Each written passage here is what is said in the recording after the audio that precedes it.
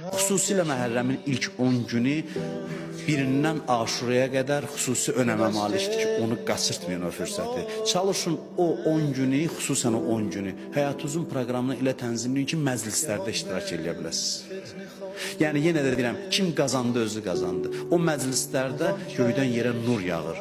Fəzilətlərin sərgisidir. İnsan dəyişə bilir. Bir ömür belə deyək, topladığı günahları bir anın içində əridə bilir. Mən hədisləri keçən il demişəm, vaxt yoxdur deyim. Bir anın içində deyir, vəcəbət ləhul cənnət, cənnət ona vacib olar. Çünki bu qəribə iş görür. Yəni gəlirsən ruhu təslim edirsən o məclisdə İmam Hüseynə, özü əməliyyat eləyir. Ruhun üzərində ruhu təmizləyirsən, yola salır. Hər gün bu 10 gün xüsusi önəmə malikdir. Qalan da ki, elə 60 gün bizim xalqımız bu əzanı saxlayıb, həm də bu bizim xalqımızın böyük bir sərmayəsidir. Aşura bizim varlığımızdır, bir millət kimi varlığımızdır. Aşura bizim tariximizdir, bugünümüzdür və gələcəyimizdir.